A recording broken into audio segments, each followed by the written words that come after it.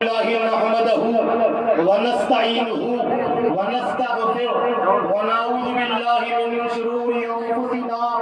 ومن سيئات أعمالنا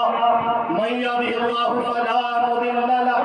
ومن يضلل فلا هادي له وأشهد أن لا إله إلا الله وأشهد أن محمدا عبده ورسوله وقال تعالى في القرآن المجيد أعوذ بالله من الشيطان الرجيم بسم الله الرحمن الرحيم ويخلق ما لا تعلمون وقال تعالى وعما بنعمة ربك فحدث وقال تعالى في شأن عظمة حبيبه إن الله وملائكته يصلون على النبي يا أيها الذين آمنوا صلوا عليه وسلموا تسليما اللهم صل على سيدنا محمد وعلى آل سيدنا محمد معدن الجود والكرم منبع العلم والحلم والحكم ولوارث حاله ومظهر كماله مرشدي سيدي ووسيلتي محي الدين الغوث العظم واسع اللطف بحر المبارك وسلم در اگر نہیں ملتا در محبوب سبحانی مجھے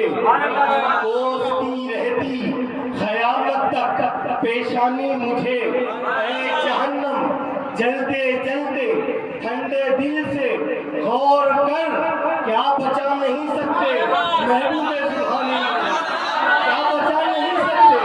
محبوب سبحانی مجھے الہی خیر کردانی بحق شاہ جیلانی نبوت تیرے در کی ہے ولایت تیرے گھر کی ہے ولایت تیرے گھر کی ہے بہر صورت بچا لینا بہر صورت بچا لینا یہ عادت تیرے گھر کی ہے بہر صورت بچا لینا یہ عادت تیرے گھر کی ہے الہی خیر کردانی بحق شاہ جیلانی الحمدللہ ابھی میں نے جو خطبہ مبارکہ میں آیت پاک پڑھی اللہ پاک اپنے پاک کلام میں فرماتا ہے وَيَخْلُقُ مَا لَا تَعْلَمُونَ میں ایک ایسی چیز پیدا کروں گا جس کو تم نہیں جانتے جلدی سے اپنے بیان کو سمیٹنے وقت کمی پیشی ہے شیخ نشین پہ تشریف فرما چچا حضرت قبلہ سیدی میر حامد علی قادری مدفیوزہ میر امجد علی قادری مدفیوزہ مولانا میر محسن علی قادری مدفیوزہ مولانا بیر باسط علی قادری مدفیوزہ حاضرین کرام جیسا کہ پیشوا مقرر سید عمیر علی قادری نے آپ کے سامنے پرزور تقریر کی آپ سن رہے تھے مزے لے رہے تھے جیسا کہ پاشا نے کہا ہر قوم کی ایک عید ہوتی ہے جشن میلاد النبی عاشق مصطفیٰ کی عید ہے جشن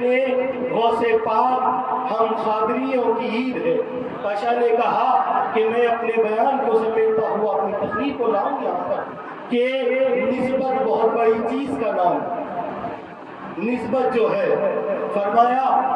کہ جو یہ نسبت ہے میں اپنے مریدوں سے کہتا ہوں کہ جو بھی کام کرو جو کون سا بھی کام رہو وہ صرف الہیت پر رہے نسبت کا تعلق کیا ہے نسبت کا یہ تعلق ہے کہ حشر کے دن یہ بچوا لیں گے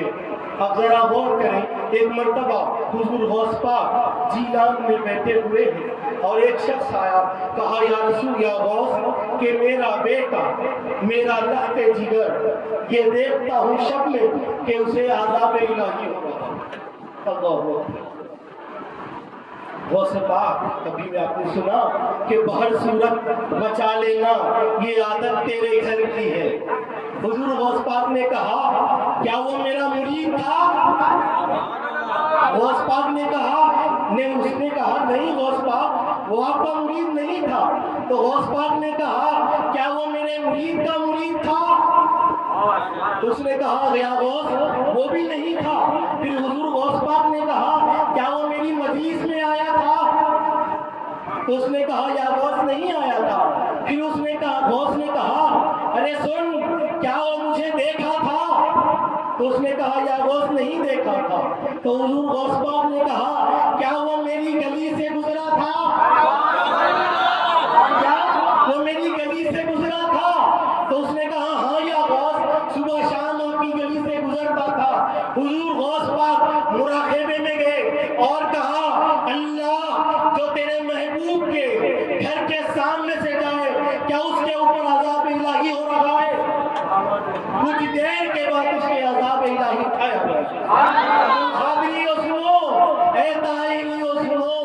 تمہیں کس بات کا ڈر ہے؟ بہر صورت بچا لینا، یہ عادت ان کے گھر کی ہے۔ یہ نسبت ایسی بڑی چیز کا نام ہے۔ ایک بات کہہ کر اپنے باہر ختم کروں کہ حیدرآباد کی ایک بہت بڑی مجذوب شخصیت راستے سے گزر رہے تھے تو ایک بہت بڑے نواب تھے، ان کی دکان تھی۔ نواب نے مجذوب کو پکڑ لیا،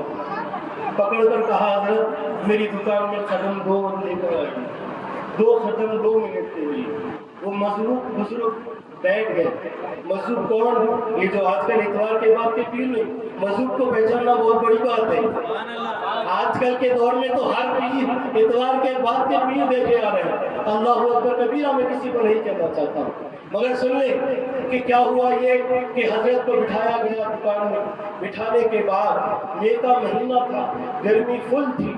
جو شخص اندر تھا، حضرت کے قبلہ کے پیچھے بھی کچھ لوگ مریدین متصلین بھی تھے۔ ایسا ہوا کہ سب لوگ دکان کے اندر چلے گئے۔ جو دکان کا آنر ہے وہ باہر آ گیا،